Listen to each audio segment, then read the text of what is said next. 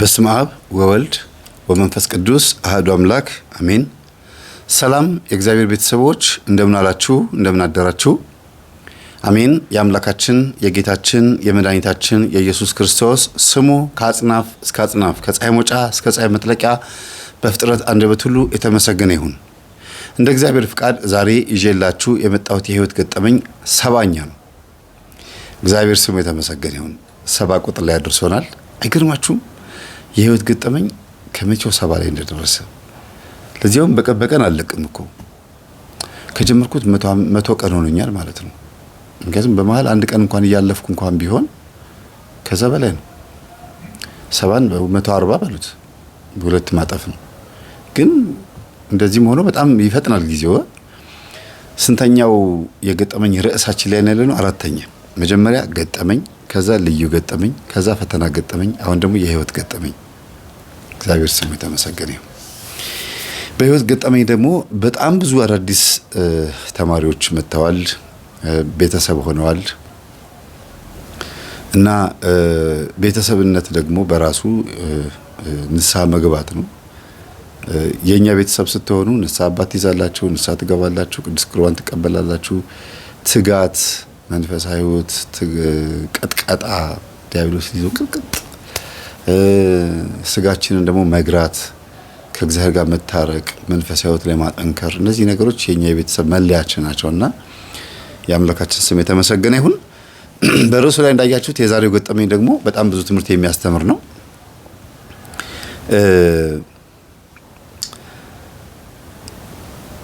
ቤርጎ አልጋ አንጣፊና ጽዳት ሰራተኛ ሆና ብዙ አመት የሰራች ሴት ነች። ግን ደግሞ ጸባይ ችግር ስላለባት የሥራ እድገት አላገኘችም። የጸባይ ችግር ማለት እንደው ከትምህርት አልተማረች። ከትምህርት ማለት ነው ምንም አይነት የአስኳላ ትምህርት አልተማረችም። እንደው ማኔጀር እንኳን እንዳትሆን ጽሁፍ እንኳን ምናምን በደንብ ስለማትጽፍ ግን ጉልበት አላት። ግን የሥራ ሞራልና ጉልበት ስላላት ብቻ ከስራ አላባረሯትም እንጂ እንደ ቆይታዋ ብዙ ገንዘብ ማግኘት ነበረባት። የሴተኛ አዳሪነትን ህይወት ጀምረው በአቅም ስላጣች በሽታም ስለተደራረበባት እንደገናም ደግሞ በዙሪያዋ ያሉ ሰዎች ብዙ ከሷ ጋር የተኙ ስለሆኑ ስለሷ ጸባይ ይናገራሉ። ችግር እንዳለባት ጸባይዋ ምንድነው? አንደኛ ከሰው ጋር መግባባት አትችልም። ነጭናጫ ቁጡ ነች። ከዛ ቀጥሎ ደግሞ ያው ብዙ መግለጽ የማልፈልገው ብዙ ችግር አለ። ብቻ ይሄን ያክል ይሄ ነው ብዬ መናገር አልፈልግም። የስነ ልቦናዋን ለመጠበቅ ፈልጌ ብዙ ነገሮች አሉ ስለሷ የሚወራ። ጎረምሶች በተለይ አብረዋት የተኙ ጎረምሶች እንዲህ ናት እኮ ብሎ ሄደው ለሰፈር ጎረምሶች ይናገሩና እንዲሳቅባት ያደርጋሉ። ያን ነገር ነው መናገር አልፈልግም። ቤተሰቦቿ ይሄን ነገር እንዲያውቁ ስለማልፈልግ ማለት ነው። ታሪኩ ለታሪክ ይቀጥላል። አቤቱ እንደ ጸሎታችን ብዛት ሳይሆን እንደ ቸርነትህ ስለሰማህን እናመሰግንሃለን። እና በዝሙት ህይወቷ በጣም ብዙ ፈተናዎችን ያሳለፈች ሰው ብትሆንም ያሳለፈቻቸው ፈተናዎች ግን የሚመጥኗት የሚገቧት ሆኖ አይደለም። ከገጠር የመጣችው ገጠር ቤተሰቦቿ ያሳልፉት የነበረው መከራ ተከትሏት መጥቷልና ከዛ መከራ የምታመልጥ መስሏት የመጣችው። ደመኞች አሉባቸው፣ ሊገሏቸው የሚፈልጉ ሰዎች አሉ። አንዱ አመጣጧ ያ ነው። ሁለተኛ ነገር ደግሞ የድህነት ችግር፣ የገንዘብም ችግር አለ። ሌላው ባጠፉት ጥፋት ምክንያት እዛ ገጠር ውስጥ ማለት ቤተሰቦቿ ባጠፉት ጥፋት ምክንያት እዚህ መታ ለውጥ አምጥታ ገንዘብ አግኝታ ቤተሰቦቿን መካስ ትፈልጋለች። ለምን? ጥፋት አጥፍተው ያላቸውን በሙሉ ተቀምጠዋል። ግን ልጅ እያለች ነው ይሄ ነገር የሆነው። የ15 ዓመት የ16 ዓመት ልጅ እያለች ነው። አሁን እድሜዋ 30 ምናምን ሆኖ 36 37 እዛ አካባቢ ነች ያለችውና ረጅም ዓመት የኖረችው 20 ዓመት በሉት በቃ በአጠቃላይ 20 ዓመት አዲስ አበባ ላይ ስትቀመጥ ቤተሰቦቿም አንዳንድ እያሉ መጥተው እዚያ አግብተዋል፣ ትዳር ይዘዋል። ወንድሞቿም ቢያንስ ወደ 6 ወንድሞች አሏት። አንድ እህት አለቻት። ዘመድም መታለች። የገጠር ላይ ደግሞ አንዷ ስትመጣ እየተጓተቱ ይመጣሉ። በእሷ የተነሳ በጣም ብዙ እህቶች መጥተዋል። ወደ 9 ምናምን ይሆናሉ አለች። የሀገሬ የጎረቤት የክስቲ አጎት ልጅ ምናምን መጥተው አዲስ አበባ ሞልተናል አሉ። እና ገጠር የቀሩት 2 ሰው አያቶች ትናንሽ በቃ ትንሽ ነው የቀሩት ዘመዶቻችን። እነሱም በእድሜ ገፋ ያሉ ከተማ መጥተው መኖር የማይችሉት ናቸው። አብዛኛው ከተማ መተን 20 ዓመት መኖር ጀምረናል። የተመረቀ የተማረ ትዳር የያዘ በጣም ብዙ ለውጥ ያመጡ አሉ። ለምትሰሙት ድምጽ እንግዲህ በጣም ይቅርታ፣ ምንም ማድረግ አልችልም። ልክ ስጀምር ነው የጀመሩት፣ ምንም ማድረግ አይቻልም። እና ይቺ ልጅ አስተውሉ፣ ማግባት መውለድ ብትፈልግና ብትጀምር የዝሙት ህይወት ውስጥ ባትገባ ኖሮ እስካሁን የስንት ዓመት ልጅ ታደርስ ነበረ? በትንሹ የ10 የ15 ዓመት ልጅ ታደርሳለች ነው። የ20 ዓመት ልጅ ሆና እንኳን ብትወልድ ከመጣች ከ5 ዓመት በኋላ እንኳን ትዳር ይዛ ቢሆን ኖሮ ማለት ነው። ታውትና ያንን የ5 ዓመት የ10 ዓመት ልጅ እንኳን ታደርሳለች በትንሹ። የእድሜዋን ግማሽ የጨረሰችው እዚህ ነው። እና ግን ከዘመዶቿ ርቃ ገጠርም ክፍለ ሀገርም ብዙ ቦታ ላይ ሰርታለች በዝሙት ህይወት። ያንን ገንዘብ ይዛ መታ ደግሞ እዚህ አዲስ አበባ በቢክራይና በአስቤዛ ያው አዲስ አበባ ኑሮ ውድ ስለሆነ ጨረሰችው። ተመልሳ እንደገና አልጋንጣፊነት ገባች ማለት ነው። አልጋንጣፊነት ጽዳት ሰራተኛ ምናምን ሆና ሆቴል ላይ ተቀጠረች። ሆቴሉ በጣም እጭቅ ያለ ጥቅጥቅ ያለ መንደር ውስጥ ያለ ሆቴል ቢሆንም ግን ዘመዶቿ የሚኖሩበት አካባቢ አይደለም ያለችው። ከአዲስ አበባ ጥግ ወደ አዲስ አበባ ጥግ ማለት ነው። እና አያገኙኝም አያውቁኝም ችግር የለውም ብላ ነው የምትኖረውና ብዙ አይነት ሰው ታያለች። አንዳንዴ የዝሙት ህይወት ትፈጽማለች እዛው አልጋንጣፊ ሆና ዝም ብሎ በቃ ችግር የሚፈጥሩ የሚኖራሉ። በዛው አካሏን ትሰጣለች፣ ብር ትቀበላለች። በጉልበት የሚጠቀም ካለ ታልፈዋለች። ዞሮ አካሏን እየሸጠች ያደገች ልጅ ስለሆነች አዲስ አይሆንባትም። ተደፈርኩ ብላ ማታስበው። ግን አብዛኞቹ ሰዎች አይጨክኑብኝም ነው የምትለው። ማለት ገንዘብ ላይ ነው። ታዲያ የሚፈልጉትን ከፈጸሙ በኋላ ብር ይሰጡኛል። በመልክም ፉንጋ ስለሆነች፣ ፉንጋ ስላችሁ መቼም የቆዳ ቁርበቱን ነው የምላችሁ። ቁርበት ትንሽ ሰው ከሰጠው ጀጅመንት ወይም ታምራለች አታምርም ብሎ ከሰጠው በታች ናት። እና ወንዶች ሲያዋት አይመርጧትም። ብቻ በአጠቃላይ ደሞም ሲታይ የሚያምሩ ሴቶች አሉ ብዬ እንደምናገር ሁሉ አታምርም በቃ ልጅቷ። ለምን ከሚያምሩት ጋር ስናነጻጽረው ማለት ነው። በዚህ የተነሳ የበታችነት ስሜት ተሰምቷት ነው አልጋ አንጣፊናትን ጽዳት ላይ ገባችሁ እንጂ ከዛም በላይ ትልቅ ሆቴሎች ላይ አካሏን በመሸጥ ብዙ ራሷን ሰርታለች። ግን በሽታው ራሱ ደግሞ አደቀቃት። በሽታ በጣም ብዙ ተጫወተባት። ኤችአይቪ አይደለም ባይዘው ሌላ በሽታ ነው። ግልጽ ማድረግ አይጠበቅብኝም። አሁንም አንዳንድ ገጠመኞች ላይ እንግዲህ ያው ጥንቃቄ እንዳደርግ የሚነገረኝ ነገር አለ። የሰው አፍ በጣም ከባድ ስለሆነ ሀሜቱን አልችለውም አትናገር ስለተባልኩ ነው። ግን የሌለ በሽታ የለም። ይሄንን እኔም ደፍሬ እናገራለሁ። ሁሉም አይነት በሽታ ነው ያለባት ማለት ይቻላል። ግን ቆማ ትሄዳለች። አቤት ሰው ግን እውነት ልብስ ለብሶ ሲሄድ በጣም ሲወዛወዝ ደህና ይመስላል። እችም ጥርስ ሆና ስጋ ተቀረቀረባት። እኔም ሰው ሆኜ በሽታ ሸመትኩኝ የሚሉ ሰዎች አሉና ከባድ ነው። ከህዝብ መካከል ከተሰለፍን ሰው ሆነን መታወቂያ ካወጣን ማናየው ጉድ ማንሄድበት ቦታ የለምና መቼም ሰው አንጣ። መታወቂያም ባይኖረንም ሰው አንጣ። ማረፊያ ጎናችን እናሳርፍበት አንጣ። እቺ ልጅ በቃ ሆቴሉን እንደ መኖሪያ ቤት አድርገዋለች። ፈቅደውላት ከሆቴሉ ጀርባ ትንሽዬ ቤት በጣም ትንሽ ናት። 2 ሜትር በ2 ሜትር ትሆናለች። አልጋዋን ታስገባለች። ከዛ ሳጥን አላት ልብሷን የምታስቀምጥበት። ትገባለች፣ ትተኛለች። ምግብ ከሆቴሉ ነው።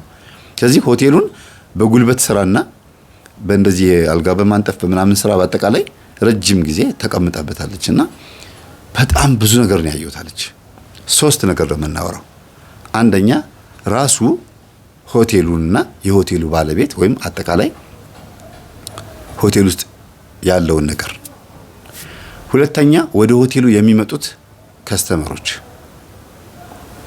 ያው ከስተመር ከተባሉ ማለት ነው። ተጠቃሚ እንበለው በአማርኛ ተጠቃሚዎች፣ የኃጢአት ተጠቃሚዎች። መጠጡም ኃጢአት ስለሆነ ዝሙቱም ኃጢአት ስለሆነ ነው እንደዚህ የምለው። ምግቡ ብቻ ነው ኃጢአት የማይሆነው። ባር ኤንድ ሬስቶራንት ነው። ሬስቶራንት የሚሆነው ቀን ቀን ነው፣ ባር ደግሞ ማታ ማታ ነው። እና ልጅ ብዙ ነገር ነው ያየችው። እና ከእንትኑ ልጀምር፣ ከሆቴሉ ባለቤት ልጀምር። እግዚአብሔር ስሙ የተመሰገነ ይሁን። ዛሬ ያለችበት ቦታ ታሪኳን እንድትናገር የሚያስገድዳት ቦታ ላይ ብትሆንም ይሄን ታሪክ እንድንሰማ ግን የፈቀደው እግዚአብሔር ነው። ይሄን ታሪክ ስናገር ለቤርጎ የምትሮጡ ወንዶችም ሴቶችም፣ ሆቴል ለመጨፈር ናይት ክለብ ለመጨፈር የምትሄዱ ወንዶችም ሴቶችም፣ እንዲሁም ደግሞ ለመመገብ ራሱ ባር ኤንድ ሬስቶራንት የሚባለው ቦታ ላይ ለመመገብ የምትሄዱ ሰዎች በሙሉ እንዴት ብላችሁ ከቤታችሁ ተነስታችሁ መሄድ እንዳለባችሁም ትማሩበታላችሁ። እኔ ነኝ ሁሉ ነገር ማረግለት አለች። ለሆቴሉ ታማኝ ነኝ፣ ምንም አይነት ነገር ያድርግ እኔን ነው የሚያማክረው አለች። እና 10 ዓመት ሰርቻለሁ እዛ ቦታ ላይ ስሰራ አለች። ይሄ እወጣለሁ፣ ወሬ እናገራለሁ፣ አቃጥራለሁ ምናምን ብለሽ የምታስቢ ከሆነ እደፍንልሻለሁ። እንዴ ጋሽዬ በምንድን ነው የሚደፍኑልኝ? በዚህ ነው ብሎ አፏ ላይ 10,000 ብር ቁጭ ያደርግላታልና ትስቃለች። ከሚስቱ ውጭ አንዳንድ ጊዜ ይገናኛታል። ይችኑ ልጅ አልጋንጣፊዋን የሆቴሉ ባለቤት ነው። እንደገና ደግሞ የሆቴሉ ባለቤት ወንድም ደግሞ አለ፣ እሱም ይገናኛታል። ሆቴሉ ደግሞ ግብር የለመደ ሆቴል ነው። ከአባቱ ነው የተረከበው። የሚገርማችሁ አባቱ ብዙ ዓመት ሰርተውበታል ቦታው ላይ። እንደገና ደግሞ ከአባቱ ነው የተረከበው ይሄ ሰው።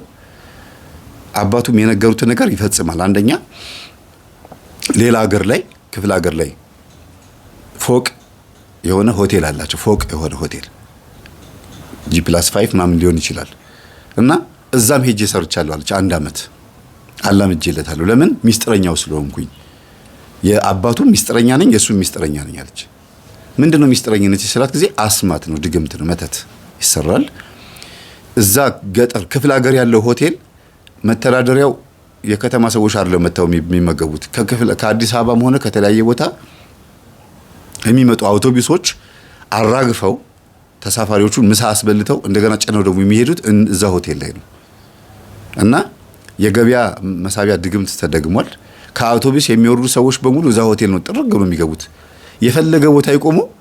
ሹፌሮቹ የተደገመባቸው ሹፌር መኪናውም የተደገመበት ስለሆነ ህዝቡን የሚመሩት ወዴት ነው? ወደዛ ሆቴል ነው። ሆቴሉ ለሹፌሮቹ የማያረገው የለም። አመት በዓል ሲመጣ ለእያንዳንዱ ሹፌር በግ ይገዛላቸዋል፣ ያስተዳድራል። በቃ ማለት ከባድ ነው።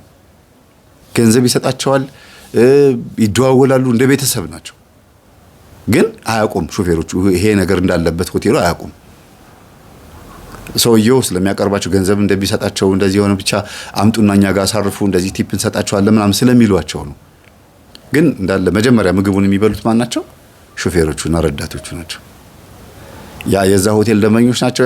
ላይኖር ይችላል እንደዚህ የሚያደርግ ሆቴል ላይኖር ይችላል፣ ወይም ሹፌሮቹም ላይገምቱ ይችላሉ። ግን በብዙ አይነት ብልሃት ብዙ ነገር ይደረጋል። ሁሉም ሆቴል ግን አይደለም። ገጠር ክፍለ ሀገር ያለው ሆቴል እንደዚህ አይነት ገቢ ያገኛል። በዛ ሆቴል ገንዘብ ነው እንግዲህ አዲስ አበባ መጥተው ቦታ ገዝተው ይሄንን ቦታ የሚያስተዳድሩት። ምንም ግብር ቢመጣባቸው ክፍለ ሀገር ያሉ ሀብታሞች አዲስ አበባ መሬት ወይም ቦታ ምናምን እንደዚህ አላቸው፣ ንብረት አላቸውና በጣም ይገርማል። እቺ ልጅ ቀበሬ የተባለችውን ትቀብራለች፣ እርጭ የተባለችውን ትረጫለች። ከዛ በኋላ ደግሞ ወጥ ውስጥ ጨምር የተባለችውን ትጨምራለች። የተመገበ ሰው በሙሉ የዛ ሆቴል ደንበኛ ነው የሚሆነው። አንድ በሉ። ይሄ በሆቴል ውስጥ ያለው ነገር ነው። በቃ በግርድፉ እዛው ማብራራት አይጠበቅብኝም። ከዛ በኋላ ምን ሊፈጠር እንደሚችል አስቡት። አስተናጋጆቹም፣ እንጨት ፈላጩም፣ ወጣማ ሳይዋም ሁሉም ነገሩ በሙሉ እንዳለ ቀማሽ ስለሆኑ ተቀማሽ ናቸው ማለት ነው። እና መንፈሱ ላስላስ ያደርጋቸዋል። እነሱም ደግሞ ሰውን ህዝቡን ላስላስ ያደርጉታል። ገንዘቡን ይዘርፉታል፣ እነሱም ይዘረፋሉ። የሚበረክት የለም እንጂ ሁሉም ይዘራረፋል። ክርስቶስ ሲናገር ከኔ ጋር የማይሰበስብ በከንቱ ይበትናል ስለሚል ማለት ነው።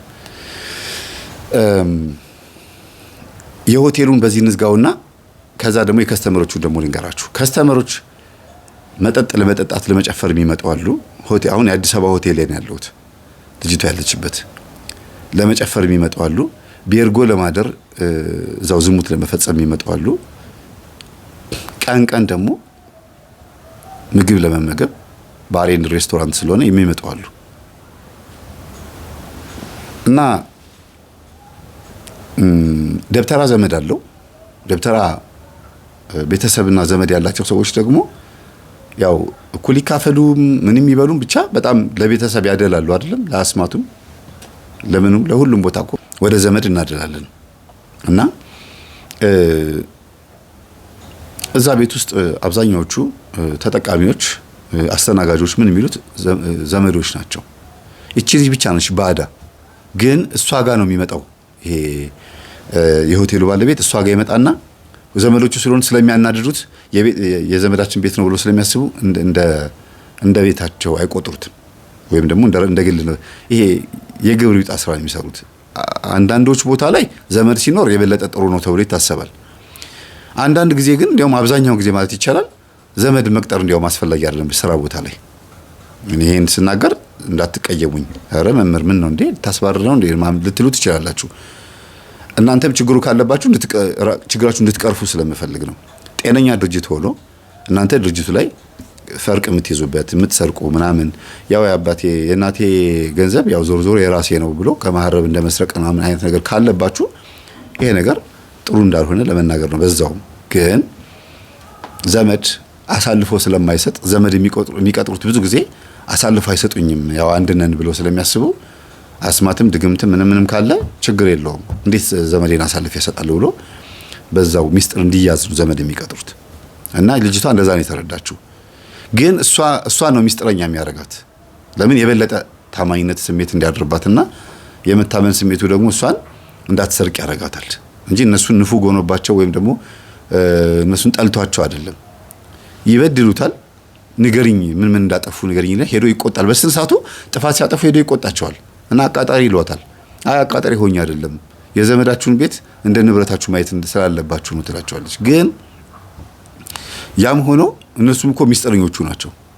እኛ እኮ ዘመዳችን ነው እኮ ምንም ቤትም ምንም ቆርጦ አይጥለንም። ምንም ብታረጊ አንጣላም። ግን እንደዚህ አትናገሪ ይልቁንስ ከኛ ጋር ቢዝነስ ስሪ ምናምን ይሏታል። አይ ትላለች። የሆነ አንዳንድ ቀን እንደሚቀምሳት ያውቃሉ። ንግግሬን አስተውሉ።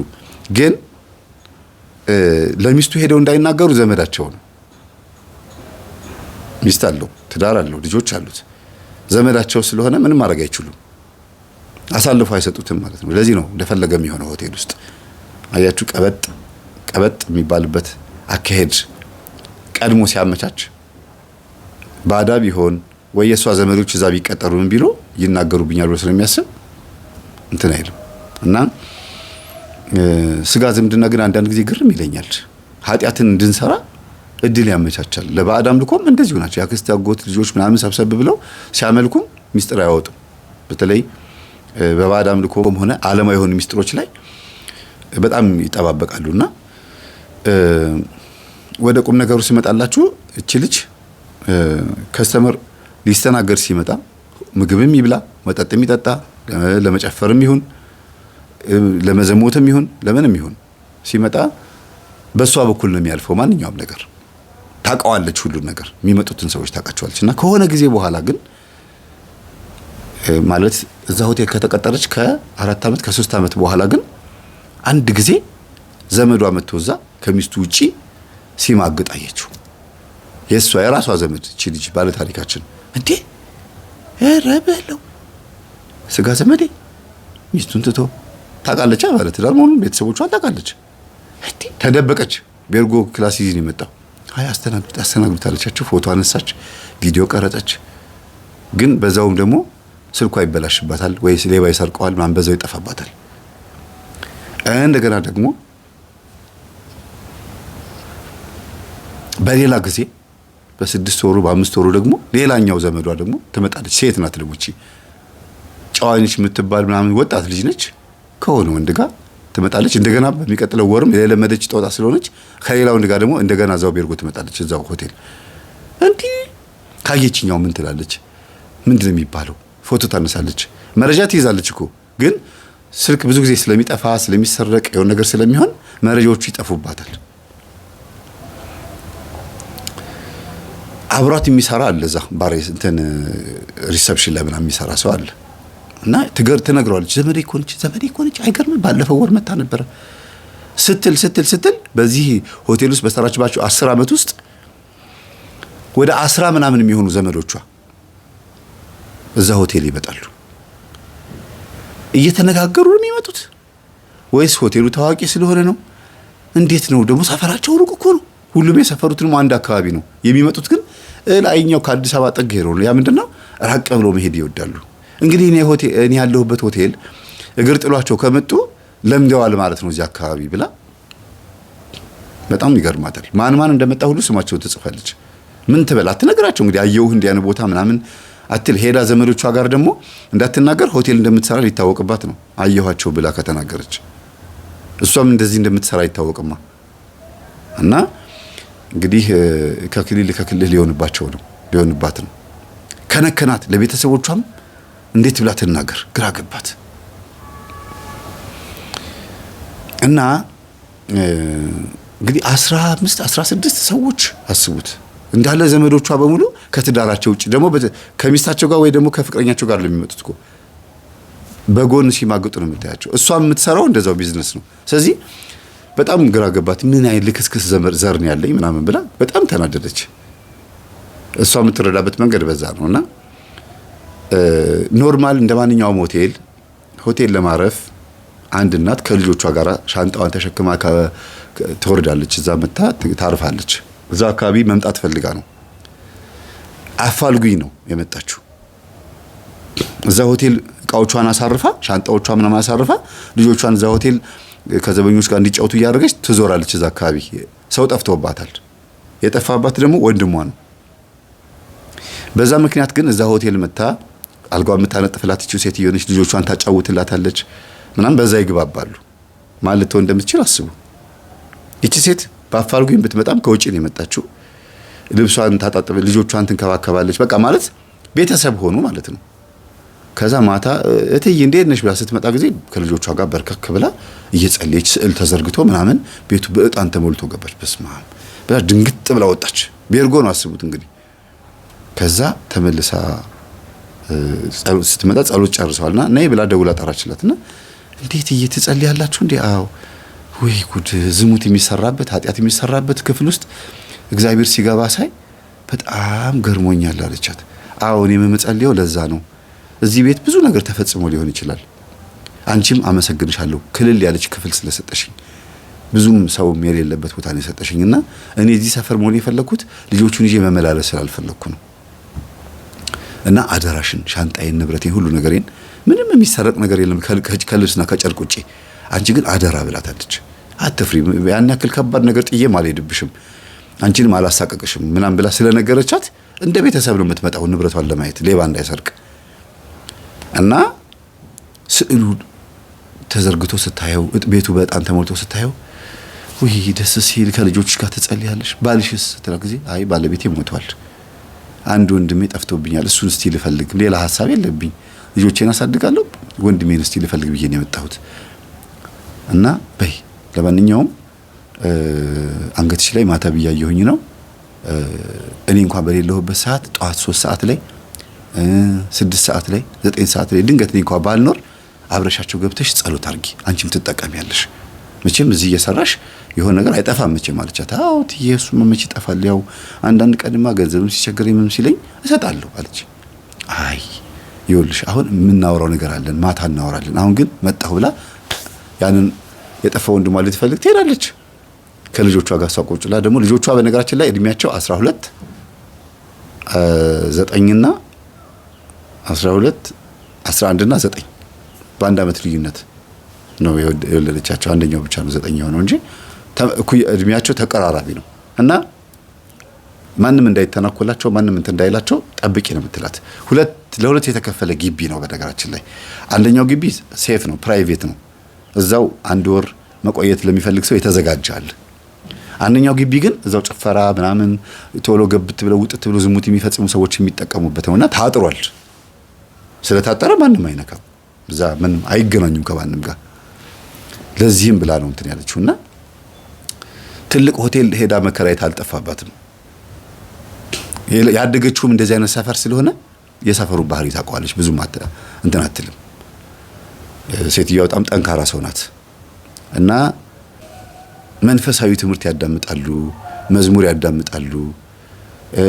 ያው አለፍ ብሎ ደግሞ ታብሌት ላይ አንዳንድ ቪዲዮዎች ደግሞ የራሳቸውን ደግሞ ቪዲዮዎች ያሉና ትተውት ስለሚሄዱ ስታይ አብዛኛው የኛ ትምህርት ነው። እኛ የምናስተምረው ትምህርት ነው።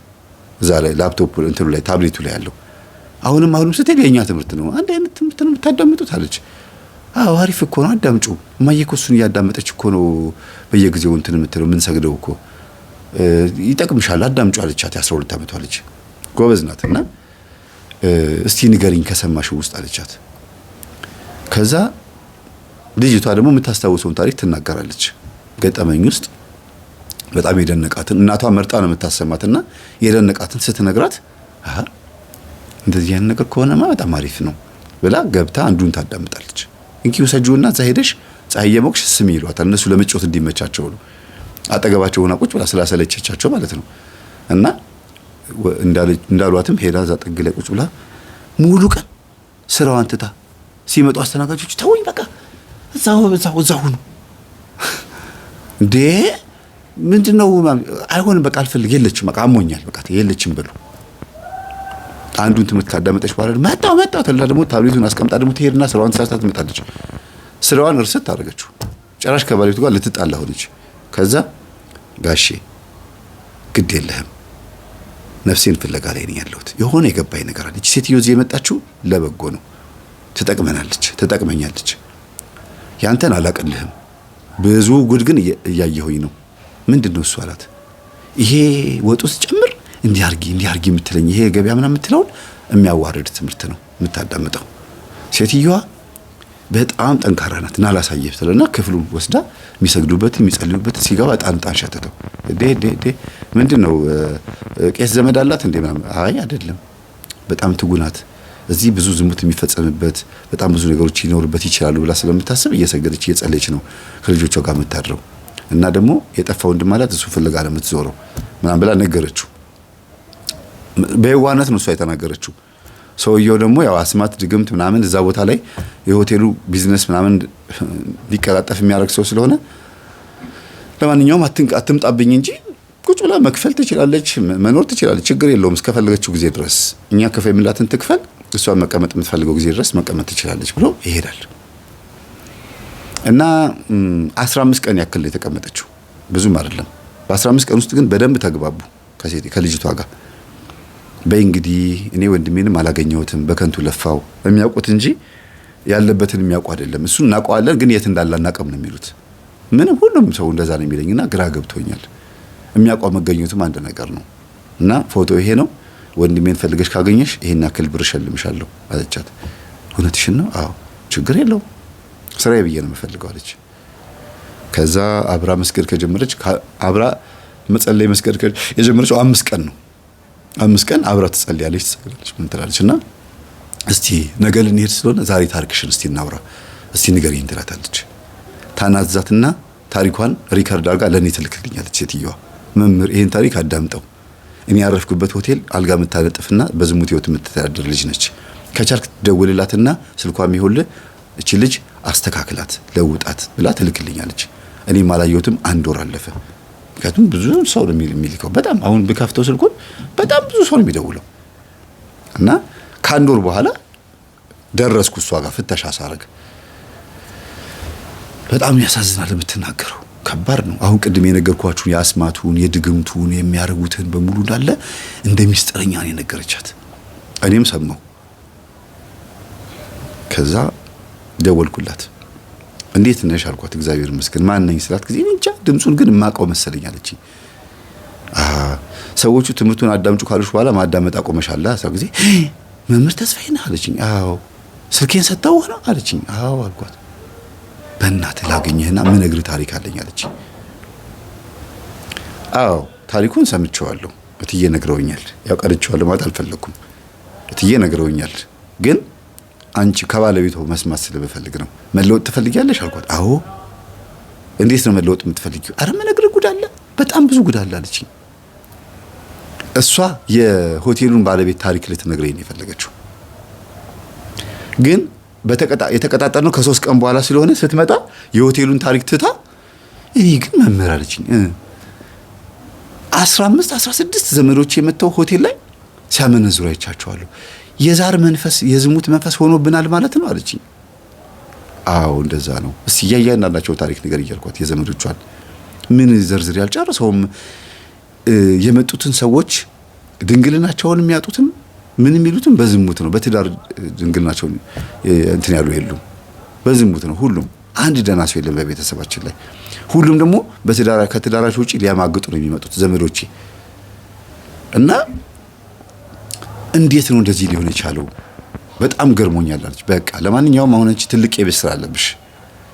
እኔ የተወሰነ ድረስ ላግዝሽ እችላለሁ። አንቺ ግን መጀመሪያ ጸበል ነይ፣ ስራሽን አቆሚና የሚያግዙሽ ሰዎች አዘጋጅልሻለሁ፣ ወደ ጸበል ግቢ አልኳት። እሺ አለችኝ። አንድ ጎበዝ የሆነች ሴት አለች፣ በመምህር ቋሚ የሆነች ምረዳት ልጅ አዘጋጅልኝ ብላኝ ነበረ። በጣም ጠንካራ ናት፣ በራሷ ክርስትና ህይወት ራሱ ጠንካራ ነች ልጅቷና የአዲስ አበባ ልጅ ናት። ግን ከውጭ ነው የመጣች። ውጭ መጣ እዚህ ነው በቃ ቤት ሰርታ እየኖረች ያለችው። የውጭውንም ህይወት ስለምታውቀው አትጓጓም ብዙ እና አንድ ሴት ስጠኝ አለችኝ። አብራሽ የምትኖር ነው ወይስ የምትረጃት አልኳት። መጀመሪያ እየረዳኋት ሊያትና ጥሩ ሰው ከሆነች አመጣታለሁ አለችኝ። እሺ አልኳት። ይቺን ልጅ ሰጠኋት። ጸበል ቦታ ሄዳ እንድጠይቃት ሽንቁሩ ሚካኤል፣ ከዛ ደግሞ ሌላ ቦታ እንደዚሁ እየተዘዋወረች ስትሄድ ልጅቷ ሄዳ ትጠይቃታለች። እኔ ምን አልኳት? እዚህ ጸበል ቦታ ላይ ሂጂ ብያችንን ልካትና ይችኛዋ ደግሞ እስቲ ሂጂ እላታለሁ። እሷን ለማየት ስትሄድ ይችኛዋም እንድትድን ፈልጌ ነው። ጠንካራ ብትሆንም አንድ ያልወጣላት መንፈስ ነበርና ጅሮ አርሴማ ሂጂ አልኳት። እቺ ስተኛ ዳር የነበረችው አለች። ከዛ ይችኛዋን ደግሞ ጅሮ አርሴማ ሄደሽ ጠይቂያት አልኳት። ከዛ እዛ ሄዳ ለመጠየቅ አብረ ቁጭ ሲሉ ታሪኳን ነገረቻት። በጣም ብዙ ላይፍ ነው ያሳለፉትና ትዳር ያልያዘችበት ያላገባችበትን ምክንያት ያገኘችው ከማን ነው? እኔ ከማስተምረው ትምህርት ሳይሆን ከዚህ ከስተኛ ዳሪዋ ነው። ሲያወሩ ቁጭ ብለው ሲነጋገሩ ስለ ህይወቷ ስትነግራት በጣም ብዙ ህይወት ነው ያሳለፈችው፣ አልጋንጣፊዋ ማለት ነው። እና ብዙ አይነት ወንድ ታውቃለች፣ በባህሪም በጸባይም ጭምር። ባለትዳር ሚስቶች ሁሉ እየመጡ እንደው ያለቅሳሉ አለች። እዛ ሆቴል እየመጡ በቃ ግራም ይጋባዋለች። እና ይሄን ሁሉ ነገረቻት፣ እንዴት አይነት ወንድ ማግባት እንዳለባት፣ ምን ማድረግ እንዳለባት፣ ሴት ልጅ ባህሪዋ ምንድነው ምናምን የሚለው ነገር ቁጭ ብሎ በደንብ አወሩ። ቁም ነገር እናወራ ካላችሁ በነገራችን ላይ ብዙ መፍትሄ አለ። ከመጽሐፍ ቅዱስ ጥቅስ ጎን ለጎን ላይፋችሁ በራሱ በጣም አስተማሪ ነው። ሴቶች ከገባችሁ ማለት ነው፣ ካወቃችሁበት የምትወያዩት ነገር እንደ ሀሜት እንደ ወሬ አትቁጠሩት፣ ወይም እንደ ስራ መፍታት አትቁጠሩት። በጣም ብዙ ነገር ነው ኢንፎርሜሽን የምትቀያየሩት። ለትዳርሽ የሚጠቅም ብዙ ነገር ከእህቶችሽ ልታገኝ ትችላለሽ። እንደዚህ ብታረጊ ጥሩ ነው ብለው መጥፎ የሚመክሩ እናቶችና እህቶች እንዳሉ ሁሉ ይሄን ደግሞ አርጊና እስቲ እንደዚህ አርጊ የሚሉ ደግሞ መልካም እህቶች ደግሞ አሉ። ጸሎት የሚያስተምሩ አብረው የሚያሰግዱ በጣም ብዙ ስራ የሚሰሩ እህቶች አሉና አስተማሪቻት ጓደኛ ማቾች ሆኑ። ጓደኛ ማቾች መሆን ብቻ አይደለም እና ወደ ቤት ብላ ይዛት መጣች። በቃ አንቺ ከኔ ጋር አብረን እየሰገድን ብዙ ለውጥ እናመጣለን አለቻት። ከዛ አብረው መኖር ጀመሩ። ትዳር የለ ጓደኛ የለ ምን የለና አንድ የምታውቀው ልጅ አለ። የዝሙት ደንበኛዋ ነበር በፊት እና መልካም ቆንጆ ነው። በእድሜም ይመጣጠናሉ ከዚች ከኔ ተማሪዋ ጋር። እቺ የአዲስ አበባ ነዋሪ ያልኳችሁ የምታግዛት ወይም ደግሞ ማን ብዬ ስም ላውጣላችሁ መሰላችሁ? ስሟ መልካም ስም ነው፣ ጥሩ ነው ስሟ። እንግዲህ ቆንጆ ስለሆነች ቆንጂት ልበላት። መቼም እድሜ ይገፋል፣ ውበት እየረገፈ ይመጣል።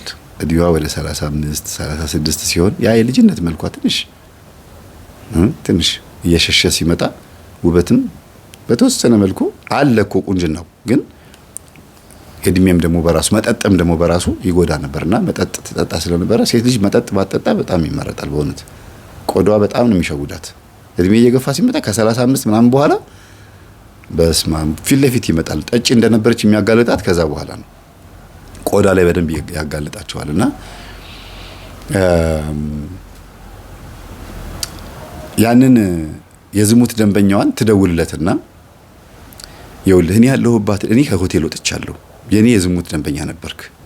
አዎ እና ግን እኔ አሁን የቤተ ክርስቲያን ልጅ ሆኛለሁ፣ መንፈሳዊ ሴት ሆኛለሁ፣ ጸበል ቦታ እስቲ ይህን ትምህርት አዳምጠው ትዳር ትፈልጋለህ አለችው። አይ ደህና ሴት ምን አለ ብለሽ? ኧረ ሞልቷል አለ። አንተ እኔን አግዛኝ የምትለውጠኝ ሴት ካገኘሁኝ አገባለሁ ስትል ሰምቻለሁ። አዎ እኔ እንደማልሆነ ታውቃለህ። አይ እንዴ አንቺንማ እንዴት አድርጌ ምናምን ይላታል። ዓለማዊ ስለሆነ መልክ ነው የሚያየው። እና አዎ እኔን እንደማትመርጠኝ አውቃለሁ፣ ቆንጆ ሴት እንደምትወድም አውቃለሁ፣ ሰክረ ስታወራ ሰምቻለሁ። ስለዚህ እኔ አንዲት ሴት አስተዋውቃለሁ፣ ራስህን ግን ለመለወጥ ሞክር። ወንድሜ ነው ብዬ ዘመዴ ነው ብዬ አስተዋውቃለሁ፣ ትመጣለህ አለችው። እሺ አለ። መጣ። ከዛ ዘመዴ ነው አለችው። እነዛ ዝሙት ከሚፈጽሙ ዘመዶች መካከል አንዱ ነው አለቻት። አዎ ትዳር አለው? የለውም፣ ትዳር የለውም፣ ግን የዝሙት ደንበኛ ነው አላለቻትም። ከዛ እንዴት አያት አለችው። ተጨዋውተው ምናምን ሻይ ቡና ብለው ከሄደ በኋላ አሪፍ ልጅ ነች፣ ቤቱ የሷ ነው? አዎ። ኧረ በጣም ሲሪየስ ናት እንዴ! የኔ ቤት ይበልጣታል እንጂ እሱም ቤት አለው በነገራችን ላይ፣ ግን በሀብት ይበልጣታል፣ በቤት ይበልጣታል። ግን ይሄንን ሰርታ ምናምን እንደዚህ ብቻዋን ሲሪየስ ሆና መኖሯ በራሱ ገርሞታል። ትጸልያለች፣ ትሰግዳለች፣ በቪዲዮ ላከችለት ጸሎት ክፍሏን ምናምን ህይወቷን እንዴት ቆራቢ እንደሆነች እንዴት ጿሚ ጸላይ እንደሆነች ምናምን ስትልክለት አረችማ የኔ ናት በእናትሽ በማርያም አለ። በቃ በጣም ነው የማመሰግነው፣ ስለኔና ስላንቺ እንዳትነግሪያት ምናምን ብሎ እሺ አሉ፣ ተነጋገሩ። ታሪክ ሊቀየር ነው ማለት ነው። ከዛ ለምን አታገቢውም ይሄንን ዘመዴን? ሚስት እኮ የለውም ማለት። አይ በቃ ስራውን እንትኑን ኃጢአቱን የሚያቆም ከሆነ ችግር የለውም፣ እድሜውም ለኔ የሚመጥን ነው፣ ግን የዝሙት ህይወቱን የሚያቆም ከሆነ ነው ስትላት ጊዜ አይ እንደምንም ብለን እንለውጠው።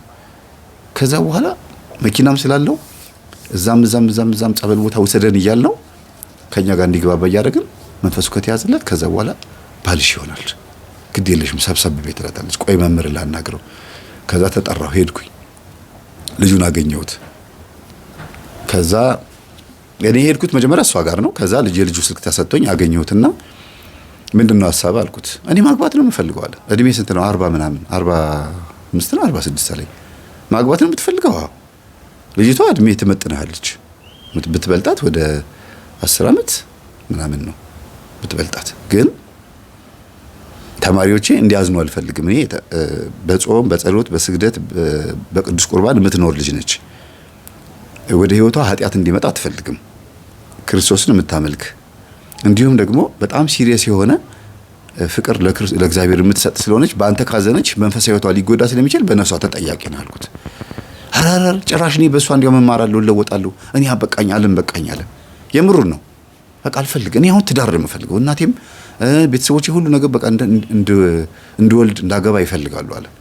አይ በቃ ጥሩ ነው ይሄ ልጅ አልኩኝና ወዲያውኑ ነገሩን አፈጣጠንኩት። ምኑን ያፈጣጠንኩት? ማጋባቱ ላይ አይደለም፣ ልጁን ማስጠመቅ፣ ጸሎት ቤት እንዲሰራ ምናምን እሱ ላይ ትኩረት አደረኩኝ። እሷ ደህና ነች፣ ጥሩ ልጅ ነች እሷ። ከዛ አፈጣጠንኩት። እኛ ውጪ ሀገር ያሉት ሴትዮ ደወሉልኝ። መምህር የት እንዳደረስክ እየሄድክ እንደሆነ እየገባኝ ነው አሉኝ። አዎ አንዳንዴ እንደዚህ ነው የሉት። አንዳንዴ ማን ከማን እንደሚገናኝ አይታወቅም። እርሶም እዛ ሆቴል የመጡት የዚች ልጅ ነፍስ ለማዳን ነው። ከሷ በስተጀርባ ግን በጣም ብዙ ሰው አለ። ዘመዶቿ እንዳለ በዝሙት የወደቁ ናቸው። የዝሙት መንፈስ አለባቸው እና ምንጩ መስተፋቅር ሳይሆን አይቀርም። ዋና ሶርሳቸው ከኋላ ያሉት በመስተፋቅር ነው እንግዲህ የተጋቡት ማለት ነው። አስቡ እንግዲህ በደንብ አስተውሉ። እና የመስተፋቅር ችግር አለ ስላችሁ ጊዜ ቅድመ አያታቸው የሁሉም አብዛኛው አያታቸው ደብተራ ወይም ቄስ እንደነበሩ ነግራኛለች አለች። ነው እንደዛማ ከሆኑ የመስተፋቅር ነጋዴ ናቸው ማለት ነው ብዬ ልጅቷ ጋር ደወልኩኝና እኔ ብልሽ ዘመዶችሽ እንዳለ በዝሙት የወደቁት ምናልባት በደብተራ ቅድመ አያትሽ ሊሆን ይችላል። ሳ ጊዜ ደነገጠች። እንዲህ ኧረ መጽሐፍቶቹ ሁሉ እኮ አሉ፣ የቅድመ አያቴ መጽሐፍቶች ሁሉ አሉ አለች። የት? ገጠር ላይ እንደዚህ በብራና ተጽፎ ተቀምጦ ቅጠሎቹን ሁሉ በብራና ላይ ስሏቸዋል ምን አይነት እንደሆኑ። በጣም የሚገርም ሰዓሊ ናቸው በነገራችን ላይ። በብራናው ላይ በቀለም ተስለዋል። ቅድመ አያቷ የሳሉት ሄጃ አየሁት። ቅርብ ነው፣ እዚሁ ብዙም የራቅ አይደለም። በጣም የሚያስደነግጠው ደግሞ መጽሐፉ በማን ኃላፊነት ነው? በእሱ ኃላፊነት ላይ ነው የተቀመጠው። ወስደን ማገድ ነው።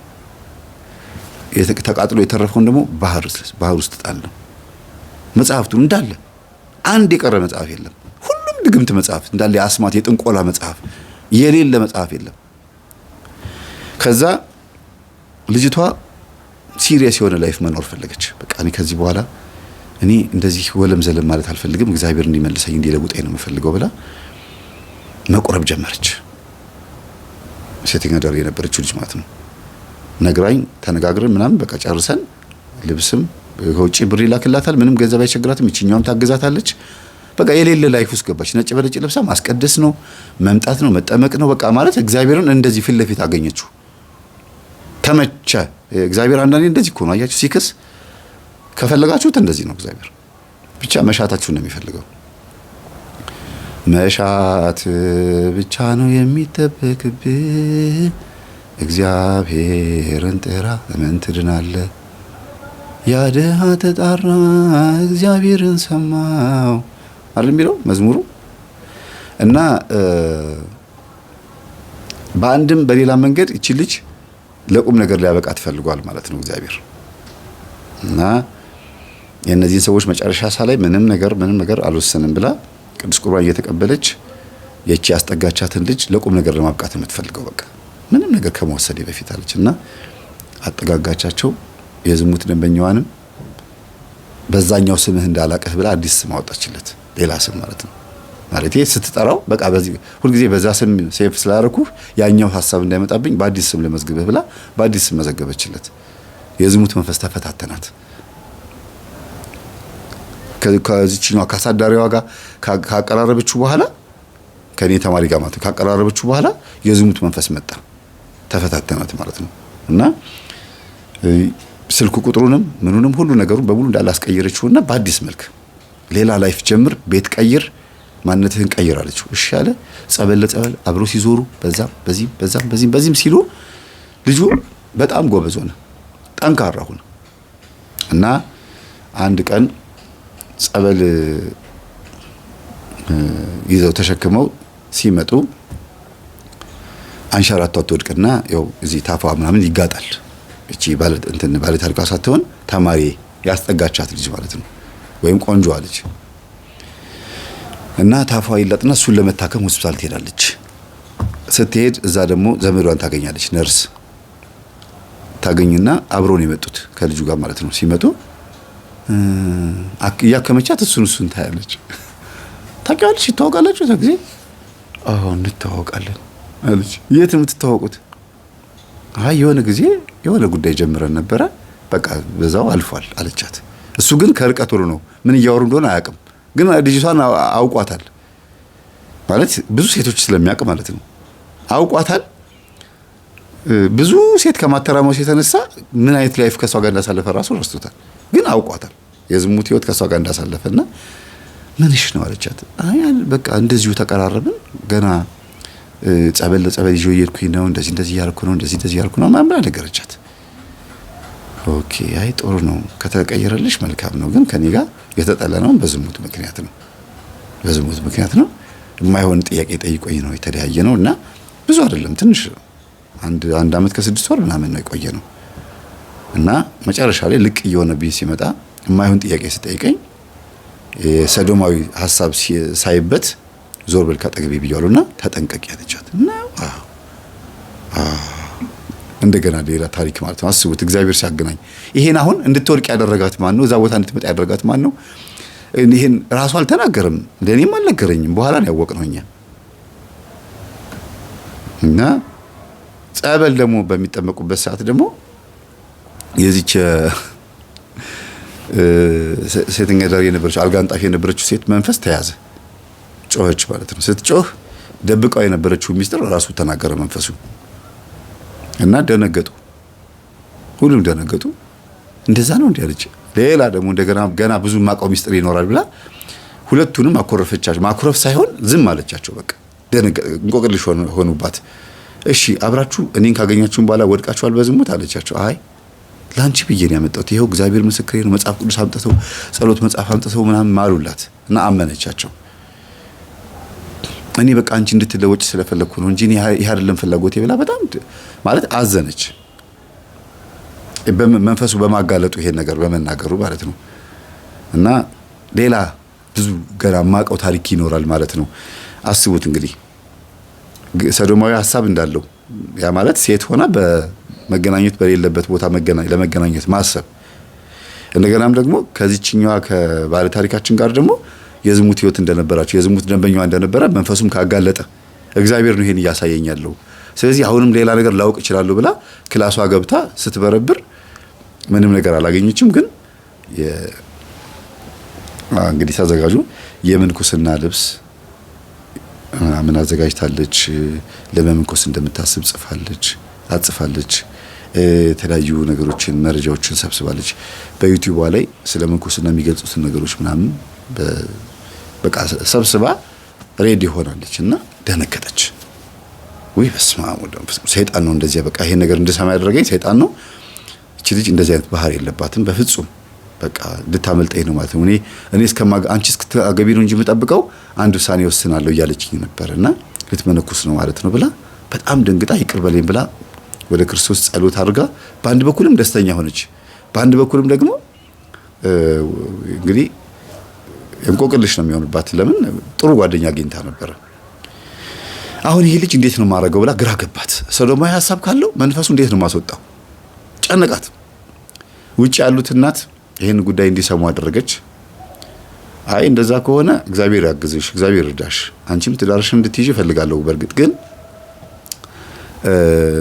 ይሄ ሐሳብ ካለበት ይሄ መንፈስ ካለበት ትንሽ ትዳርሽ የሚፈተን ይመስለኛል ለማንኛውም ጥንቃቄ አድርጊና ፍጹም መፈወሱን ቼክ አድርጊ አለቻት እና በዚህ ሰው ምክንያት ሱባኤ ገባች 7 ቀን እግዚአብሔር ሆይ ይሄ ሰው አንደኛ ማን ነው ሁለተኛ ነገር ደግሞ ይድናል ወይ ብላ ሱባኤ ገባች እግዚአብሔር በሶስተኛው ቀን ላይ መልስ አሳያት በጣም የሚገርም ነገር ነው እንደሚድን ተራራ ሲወጣ ጸሎት ከጸለየ ተራራ መውጣት በህልም ማየት ጸሎት መጸለይ ሱባኤ መግባት ጾም ጸሎት ነው እና ተራራ ሲወጣ ሲለፋ ሲደክም ከዛ ደግሞ ዳቦ ሲበላ ደስ የሚል ዳቦ ሲበላ አየችውና የክርስቶስ ሥጋና ደም ይቀበላል ይሄ ልጅ ስለዚህ አጋሬ ነው ማለት ነው የእውነት መቀየር ይፈልጋል ማለት ነው ብላ ጠራችውና እኔ ግልጽ ነው የምነግርህ አለችው እንዳግዝህ ትፈልጋለህ አዎ እሷም ነግራኛለች የሚያግዘኝ ሰው ካገኘሁኝ ይለወጣለሁ ብሏል ብላኛለች አለቻት አዎ አለችው አዎ ስለዚህ እውነቱን እንነጋገርና ማነህ እስቲ ስለማንነት ንገረኝ አለችው ሱባኤዋን እንደጨረሰች ማለት ነው አናዘዘዋ እግዚአብሔር በደንብ እንዲናገር አደረገው እኔ በባህሪ ሴቶችም ጋር እሄዳለሁ ሰዶማዊ በዚህ በኩልና በዛ በኩል ግራ ገብቶኛል እና ማላገባውም ለዛ ነው ልጅቷ የሚመስላት መልከ ስለሌላት ማላገባት መስሏት ነበር በፊት ግን ሰዶማዊ ስለነበርኩኝ ነው አላገባም ያልኳት እንጂ ላገባት ሁሉ አስቤ ነበር በቃ ከዚህ ነገር መሸሽ ይሻለኛል ብዬ እንደምታየኝ በጣም ቆንጆ ነኝ አለ ቤቱን ወስዶ ሁሉ አሳይቷታል በጣም የሚገርም ቤት ነው ያለው ግን ብቻውን ነው የሚኖረው ሰዶማዊ ነው ሴቶችም ጋር ይሄዳል ወንዶችም ጋር ይሄዳል እንደዚህ አይነት ባህሪ ያላቸው አሉ አንዳንዶቹ ጭራሽ ሴት ጋር ማይሄዱ ወንዶች አሉ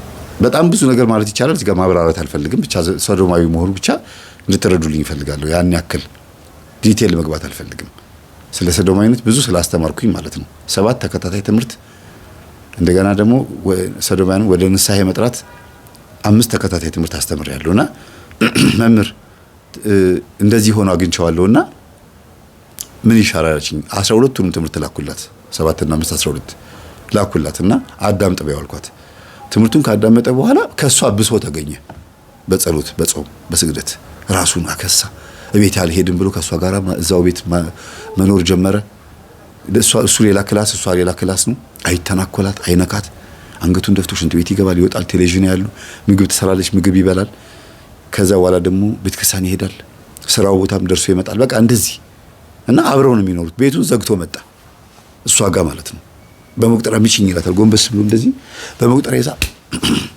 አንቀጥመስ ጀርባውን ከብዙ ቅጥቀጣ በኋላ ከ6 ወር ከምናምን በኋላ መንፈስ ጮኸ ተያዘ ማለት ነው ሴት ዛሬ ነጥላ ተያዘች አልወድሽም አለቻት በሴት ድምጽ ዞር በይልኝ ከዚህ እያለች አግብቼዋለሁ ሚስቱ ነኝ ትላለች በፍጹም የአጋንንት ሚስት የለም የሰይጣን ሚስት የለም የሰው የሴት ሚስት ነው እንጂ ያለው የአጋንንት ሚስት የለም በፍጹም። አለቅሽም እያለች ቦታ ስትቀያይር አንዴ እግሩ ላይ አንዴ ብልቱ ላይ አንዴ ጭንቅላቱ ላይ ስትቀያይር በሁሉም ቦታ ላይ መናፍስቷ እየተሽከረከረች ቦታ እየቀያየረች አስቸገረች እና ተግተው ይሄን መንፈስ አሰሩት። መንፈሱ ሲታሰር የማግባት ሐሳብ መጣ። እንጋባ የሚል ሐሳብ። የእግዚአብሔር ስም የተመሰገነ ይሁን። አማከሩኝ። ንስሐ አባት አሳስኳቸው። ማለት አናገርናቸው። ንስሐ አባትን ይወሰን ቀኑ ተባለ። መንፈሱ ከወጣ በኋላ ይሻላል ወይስ እንዴት ምን ይሻላል ተባለ። አይ መንፈሱ ወጣም አልወጣም በቅዱስ ቁርባን መጋባት አለባቸው። አይነ ጥላውም ቁርጧን ትወቅ፣ ከፈለገችን ብንብላ ትሄድ። የታሰረ መንፈስ አይፈታም። ማን ይፈታዋል? እግዚአብሔር ካሰረው ሰው አይፈታው፣ አጋንንት አይፈታው፣ መልአክ አይፈታው። ታሰረ ነው። ሌላ መንፈስ የሚልክባቸው የለ። የገዛ ኃጢአታቸው፣ የገዛ የዝሙት መንፈሳቸው፣ የገዛ ስሜትና አምሮታቸውን መንፈሱን እንትን ያለው የጠራውና እንዲገባ ያደረገው። መተት የሚመተትበት ሰው ቢሆን ወይም መስተፋቅር ወይም ደግሞ ሌላ ኮተት ያለባቸው ሰላቢ ምናምን ያለባቸው ቢሆን ይታደስባቸው ነበር። ይሄ ግን የግል የራሳቸው ኃጢአታቸው ነው። ስለዚህ መንፈሱ ተያዘ። ቀጥታ የሚያስቡት አሁን ስለ ትዳር፣ ስለ ምናምን፣ ስለ ላይፍ ነው። እንቁልልጭ ያሉት ነው መንፈሱ ማለት ነው። ኦፍ ያለችና እቺ ሴት ፒርጓ አልጋ የምታነጥፋ ሴት ማለት ነው ወደ ዘመዶቿ ዞረች። ወደ ዘመዶቿ ዞራ አሁን አንድ ይሄንን በቃ የዝሙት መንፈስ የሚያዝ ከሆነ የኔም ዘመዶች ይድናሉ ብላ አስባ እኮ ነው። እያንዳንዳቸው ቤት አብረን እየሄድን ቢያንስ እኔ 7 ቤት ሄጃለሁ። 10 ምናምን ናቸው የተቀሩትን እሷ ነች የሄደችው። እያንዳንዳቸው ቤት እየሄድን እነዛ ሲማግጡ የነበሩት ሰዎች እያገኘናቸው እንዲህ አይነት ቦታ እንዲህ ሆቴል መተህ ነበረ እያለ እንደዚህ አይነት ከምትመስል ሴት ጋር መተህ ነበር አይደል? አዎ። ለምን ነው ከትዳር ውጭ እንደዚህ የምትመጣው? እንዴት አወቃችሁ? ይሄው እኔ ደግሞ ፋይሉን ከምን አገኘሁት? ሲመጡ ቤርጎስት ሰው ሲከራይ መታወቂያ ተይዞ ምናምን ይመዘገባል አይደል? ኮፒም የሚያደርጉ አሉ፣ ፋይል የሚያደርጉ አሉ። ይሄው እዛ ሆቴል መተህ መታወቂያና ሲይዘህ ነበር። ይሄ አንተ መታወቂያ አይደለ? ኮፒው ማለት ነው። አዎ። ይሄ አድራሻ አንተ አድራሻ አለ? አዎ። በቃ በዚህ ነው ያገኘነው። ስለዚህ እሷ ደግሞ ዘመድህ ነች ብዬ ነይ እስቲ ብዬ ስትመጣ ከውጪ እንዴ ደንግጦ ማለት ነው። ወይኔ አዎ እኔ ነኝ እንግዲህ ይኸውልህ እኔ እዛ እሰራ ነበር፣ ዝሙት እሰራ ነበረ፣ አልጋ ማንጣፊ ነበርኩኝ። ስትመጡ ሳይ በጣም ነበር ማፍረው በእናንተ በዘመዶቼ በጣም ነበር ማፍረው። አንተ ብቻ አይደለህም እገሊት ይመጡ ነበር ብላ ስትነግረው ጊዜ በቃ ተለክፈን ነው በእኛ። ሁሉም ደግሞ የምናናገራቸው ሰዎች እንደዚህ ነው የሚሉት። ይሄ የሚያሳየው በዘር ቅድመ አያታችን ደብተራ ነበር አይደል? ቢዝነሱ ምን ነበረ ሲነገረን? መስተፋቅር ነበር የሚሰራው። ለሰዎች መስተፋቅር ያከፋፍል ነበር። ያ መንፈስ ሁላችንንም በክሎናል፣ ሁላችንም አግኝቶናል። የታወቀ መስተፋቅር አድራጊ ነበረ። መስተፋቅር ደግሞ የዝሙት መንፈስም ጭምር ነው። ስንፈተ ወሲብ የሚያደርጉ ሰዎች የዝሙት መንፈስም ጭምር ነው። የዛ የቅድመ አያታችንን ስራ ደግሞ የተቀበለው ደግሞ እንደምታውቀው ገጠር ያለው ዘመዳችን ነው። እሱ ደግሞ የአያታችንን መጽሐፍ ተቀብሎ ደግሞ እሱ ራሱ መመለስ አቅቶት እግሩ ሽባ ሆኖ ያው ተቆላልፎ ተቀምጧል። እኔ መጽሐፉን ሄጄ አቃጥየዋለሁ። ያን ሁሉ መጽሐፍ አቃጠልሽው አላት። አዎ የአስማት የጥንቆላ መጽሐፍ ነው። አይ ብዙ እኮ ዋጋ ያወጣ ነበር ይሸጣል እያሉን ነበር እኮ። ምን ነው ሞት ነው የምትሸጡት ወይስ ካራ ቢላ ምን እንደምትሸጡት? መርዝ ነው ሰው ማጥፊያ። እስቲ አሁን ህይወትህን ይወስድ። ከሚስት ውጪ ስንት ጊዜ ስታመነዝር 3 ጊዜ አልመጣህም አለችው። አዎ አለ። ንስሐ ግባ አለበለዚያ ግን ዋ አለችው። እሺ እየሄድን ምክንያት ማስረጃ አግኝተናል። እየሄድን ሁሉም ጋር ሴቷም ጋር ወንዱም ጋር ትልቅ ሽማግሌም ጋር ሄደናል። ሽማግሌታቸው ወደ 50 ምናምን ዓመት ይሆናል እና ከትዳር ውጪ ሴት ይዞ እየመጣ ምናምን ዘይት እንትን ይላል። እሷ ከርቀት እያየች አንድ ፎቶ ብቻ ነው ያገኘችው። ቅርብ ጊዜ አመት ሆኖታል አለች። ፎቶ እስካሁን ለስልኬ ላይ አላለች። የአንዱ ዘመዴ ሌላ በሙሉ ፎቶ የለም አለች። እና እኔ ሊከራዩ ሲመጡ ቤርጎ መታወቂያቸውን መያዝ ትችያለሽ ብዬ ነግሬያት ነው እንደ ጥሩ ማስረጃ ስናገኝ በየቤቱ መዞር የጀመርነው እንጂ ምን ማስረጃ ይኖራቸዋል ሊሉን ይችሉ ነበር። ሁሉንም አስደንግጠን ሰባቱም ጋር ሄድንና የተቀሩትን እንግዲህ እንደዚህ እያደረግሽ መመለስ ትችላለሽ ብዬ መንገዱን ከፍቼላት እኔ ጠፍ ወደ ስራዬ እንዳለ ሁሉም ጋር አዳረሰቻቸው። ሁሉንም እንዳለ ጸበል አባ ግርማ ጉባኤ ያለ ሲባል እንዳለ ደውላ ትነግራቸዋለች። ግር ብሎ ይመጣሉ እነዛ ችግር ያለባቸው ሰዎች። ቀሲስ ሄኖክ ጉባኤ ያለ ሲባል እንዳለ ይመጣሉ። 10 ምናምኑም ሴቶቹም ወንዶቹም። እና ግን ምንድነው የምትላቸው?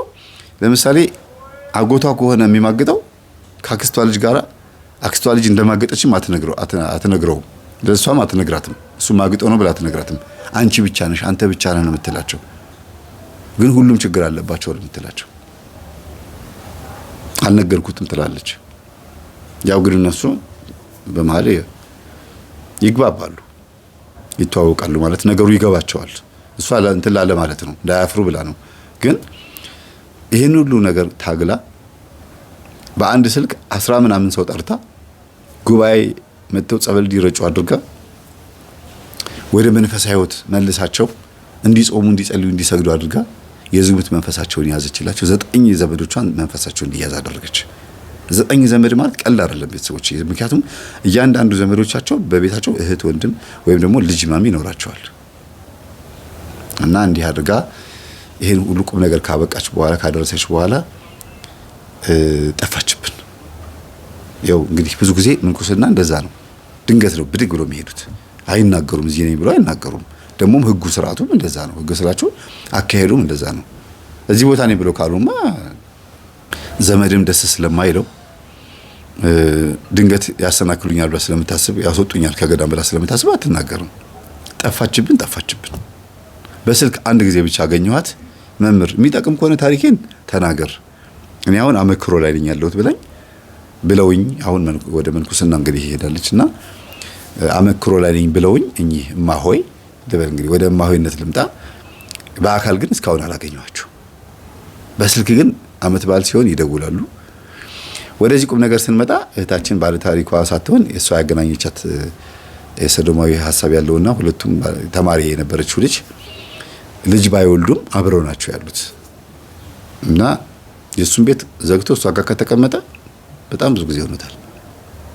ይጾማል፣ ይጸልያል፣ ይሰግዳል፣ ጸበል ያመጣል፣ ለጎረቤቶቹ ሁሉ ጸበል ይሰጣል። ጓደኞቹን ሁሉ እየደወለ ከሰዶማዊነት ለማውጣት ትምህርት እየጋበዛቸው ነው። የተመለሰለት ባይኖርም የተለወጠለት ባይኖርም ይሄን አዳምጡ፣ ይሄን ስሙ ይላቸዋል። ይሰድቡታል። አይነ ጥላ ብለው ይሰድቡታል። ለምን እነሱ ሰዶማዊ ያልሆነውን ሰው አይነ ጥላ ነው የሚሉት እና አይነ ጥላ ብለው ይሰድቡታል።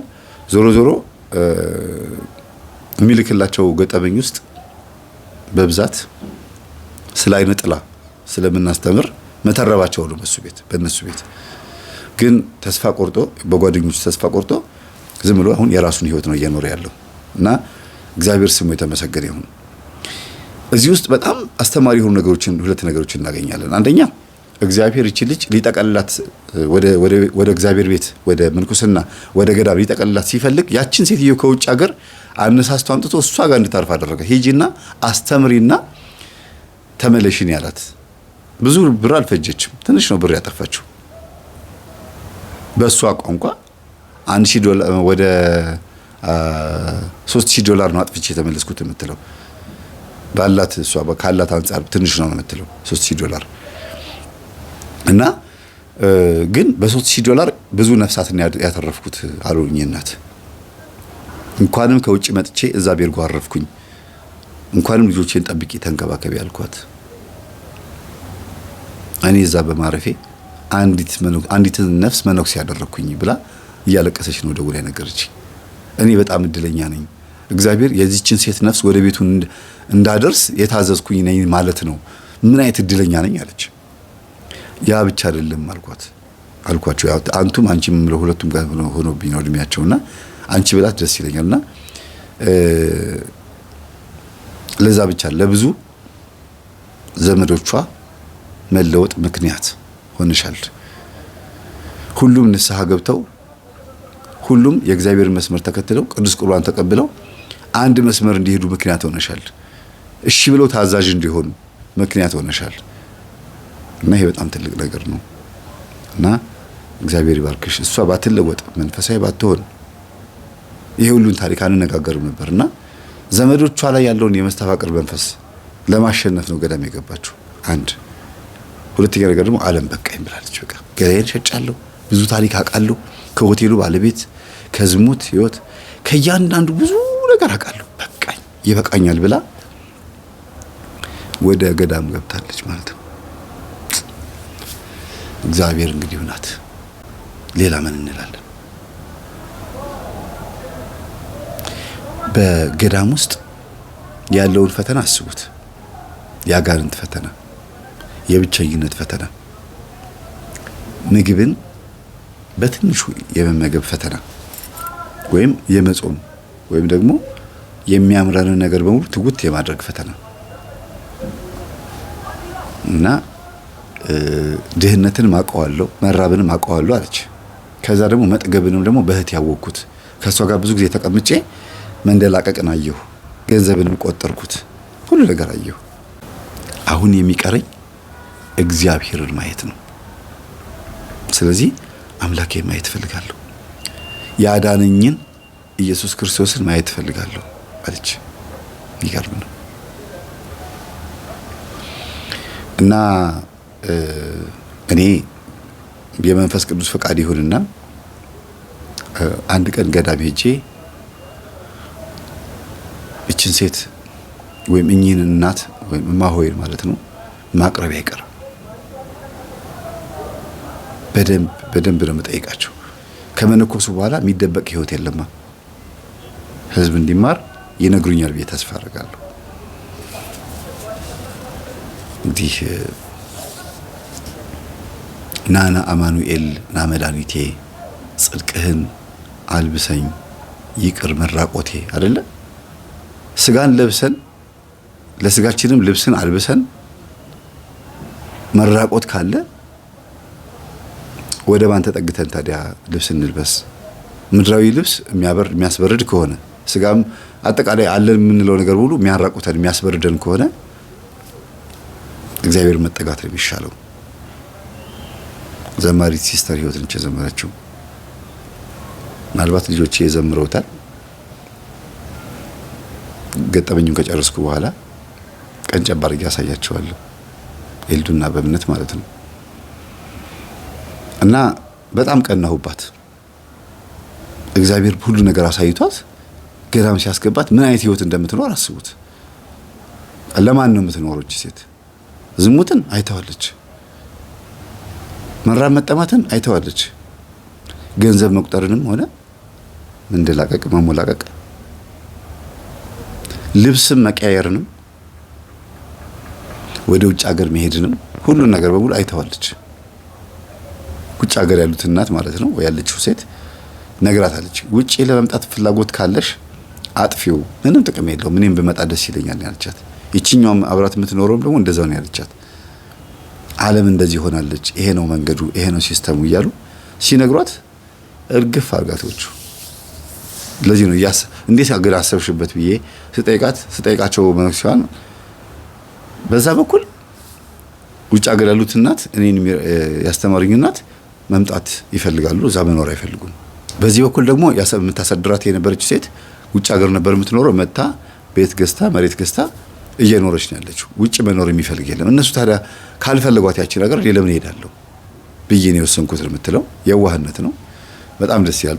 ጥሩ የሆነ ሀሳብ ነውና ላለመሄድ ያን ያክል እኔ ፍላጎት ስለሌለኝ ደግፊያት አይደለም። እኔ ፓስፖርት የለኝም፣ ውጭ ሀገር የመሄድ ፍላጎት ምንም የለኝም ማለት ምንም ሀሳቡም የለኝም። ለዚህ ነው ያላወጣሁት፣ እንዳልሰንፍ ነው እንዳልሸፍት። ግን መጎብኘቱ ምንም ችግር አይደለም። ፓስፖርት አውጣ እያሉኝ ነው። እንዴት እስካሁን ድረስ እያሉ እየተቆጡኝ ነበር የሆነ ጊዜ ላይ። ብዙ ሌሎችም ወንድሞቼም እንደዛ ብሎኛል፣ ቤተሰብም። እስቲ እንግዲህ ደግሞ አየት አድርገን የእመቤታችንን ሀገር፣ የቅዱሳንን ሀገር፣ የኢየሱስ ክርስቶስን ሀገር በምድር ላይ በእግሩ የተመላለሰባቸው ቦታዎች ለመጎብኘት ይጠቅማል ብዬ ስለማስብ ማለት ነው። ከዛ አንጻር ነው ይሄን ለምን አነሳሁላችሁ። ወደ ውጭ ሀገር የመሄድ ፍላጎት ነበር ውስጧ ነበርና ሴትዮዋ ናቸው ይሄን ፍላጎቷን ያጠፉት። እንዳትመኙ፣ ገንዘብ አልምትፈልጊው እኔ እሰጥሻለሁ፣ ይሄን ሐሳብሽን አቆሚ፣ አንቺ ወደ እግዚአብሔር ብቻ ሂጂ ነው ያሏት። እና እማሆይ አሁን አመክሮ ላይ ናቸው ማለት ነው። የአብርሃምና የሳራ ጋብቻ ያደርግላቸው ለእነዚህኞቹ፣ ለእማሆይም የጽድቅ የነፍስ የመዳን እንዲሁም ደግሞ የብርሃን ዘመን ያርግላቸው። ለኛም የመዳን ምክንያት ያደርጋቸው። እንዲጸልዩልን ተስፋ ስላሴና ቤተሰቡን ስል የኔን ቤተሰብ ብቻ ሳይሆን አጠቃላይ ዚቲ ውስጥ ያሉትን በሙሉ ማለት ነው። እንግዲህ አስካለ ወለተ ማርያም እንግዲህ በዚህ ልክ ነው ታሪኩን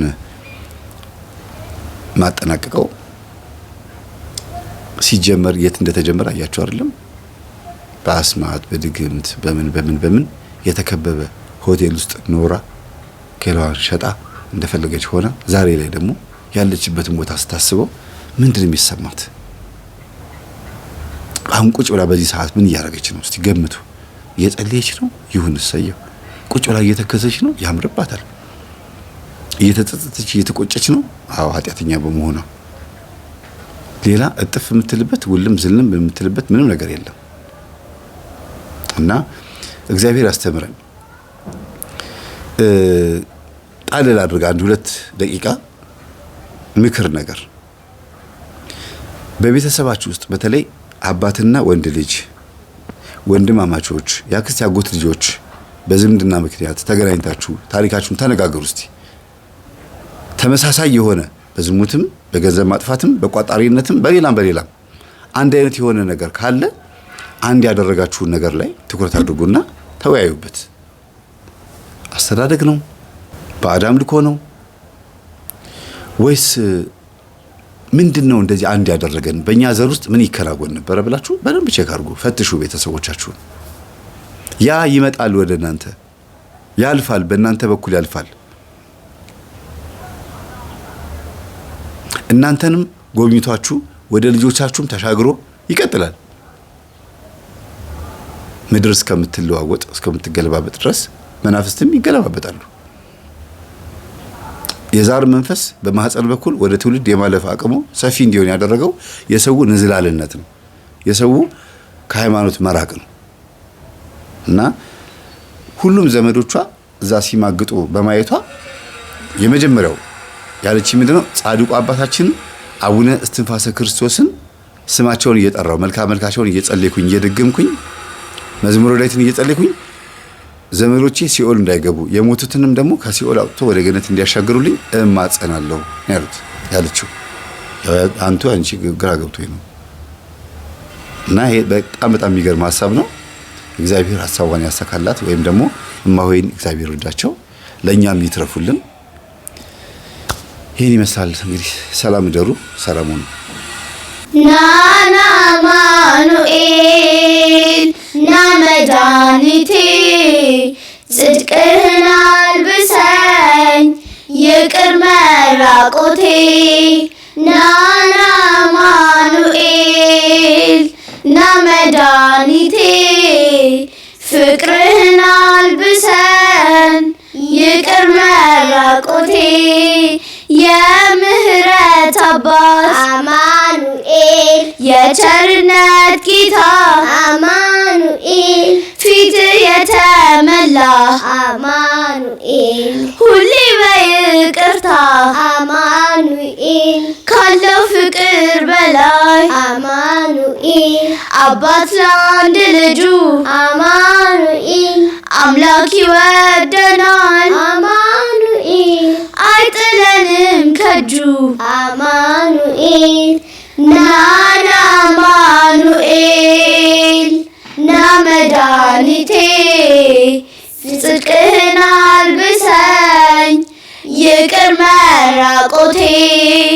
ናና አማኑኤል ና መድኃኒቴ ፍቅርህን አልብሰኝ ይቅር መራቆቴ።